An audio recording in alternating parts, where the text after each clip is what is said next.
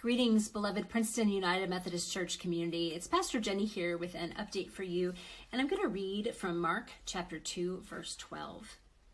And he stood up and immediately took the mat and went out before all of them, so that they were all amazed and glorified God, saying, "We have never seen anything like this." This is the word of life. Thanks be to God. You might recognize this passage, this one scripture verse. It is from that story of the healing of the paralytic. Do you remember that story when some friends took their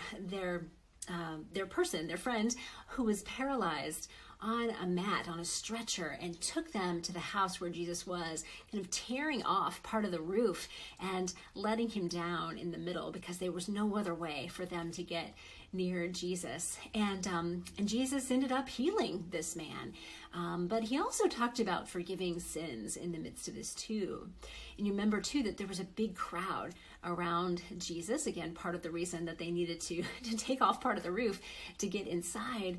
And but part of the crowd was amazed, as I read just for you, and part of the crowd was pretty angry, pretty furious. This was a conflict story, a conflict situation. In fact, so much of the second chapter of Mark goes on into the third chapter is all about conflict. It is all about these times when Jesus and the religious authorities and sometimes the crowd too get on the opposite sides of a theological, a moral, a legal issue, and they have some conversation, have some words about it. So we're reading this in the midst of our Epiphany worship series. It's about being curious. And, curiosity is so crucial to our humanity. It is part of our thinking brains, our engaging with the world, something that enlivens us. It can be dangerous at times too, right? Curiosity killed the cat. We hear that often enough. So it can move us into some dangerous territory. But it can also do so much more, right? It can bring about solutions to things that we never imagined. It's part of what brings dreams and invention and creativity and innovation. All these things come because we're curious. It's how we know about how things work and how our bodies work and how the world was formed. And all these things come because we're curious. But this week, we're talking particularly about conflict and how curiosity can help us navigate conflict. Conflict is just part of life, right? And maybe you've heard people talk about turning to curiosity in the midst of it. One of the things that I'm always curious about when I read scripture is there's a lot of things. That's part of why I love scriptures. I love that there's so much to be curious about. But I find it curious to see in this story and several in this chapter and the next that there is all this conflict. And the way, though, the conflict is being described is that the religious leaders are asking Jesus questions. But they're not actually questions of curiosity. They are accusing questions. There's a difference, right? They're accusing questions. They are how could you kinds of questions. They're questions. And then Jesus answers back with other questions often as well. And I feel like there's almost this invitation. Jesus is saying, hey, come ask me. Let's talk about it. And the Pharisees and the Sadducees and the scribes, those religious leaders are like, no. and there's just there's so much that's missed in the midst of all of this. And so I wonder how this works in your own life, right? I wonder, you've probably been on both sides of this. You've probably been in that place where you've been the one asking not actually curious questions in the midst of an argument. You've probably also been the one receiving not such curious questions.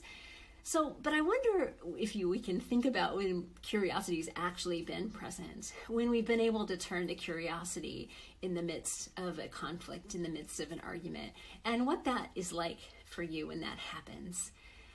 When you're able to make that shift for yourself instead of battling it out with words or other ways too, and shifting to go, oh, instead of debating here, what if I turn to curiosity and ask where those beliefs that they're talking about, or that assumption, or that point of view, or whatever it is, where that came from, how they came to it, why it's important, what it actually means. When I've been on the receiving end of this, it is also, it just diffuses things in such a way. It opens up space where conflict tends to constrict space, constrict relationships, strain things. And so it's actually an amazing tool, and it's one of the things that we can get and see kind of directly and indirectly in Scripture as well. So I invite us into that kind of space this week, and I invite us to think about, remember when, explore how hard it can be, when we've done it well, when we haven't done it so well, when we've turned to curiosity or had somebody else turn to curiosity in the midst of a conflict, and just recall what happens. See what is stirred up in us as we explore how that works in us, or how we struggle with it in ourselves too. So I invite you to share some of your thoughts and wonderings and questions with us. It can be about this passage or other passages, the passage we had this past Sunday, but it doesn't have to be about any of those things. Past Sunday in church, part of what we did was we handed out stickies, and we invited people online to go to Facebook, and people in person too, to just share. What are some of their curiosities? What are some of your curiosities and questions about really anything?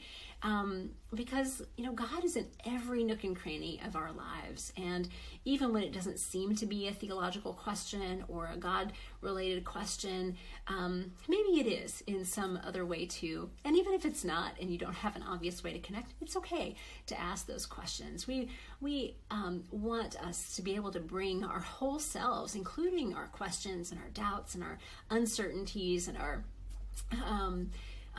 wonderings, with us to church. And so I invite you to keep submitting questions. The reason is not so much about the answers. It's not just getting to answers all the time. It is more about living the questions, as Rilke invites us to do. And it's also about conversation. It's about opening up these things to each other, being curious about each other and with one another as we explore and live the questions together.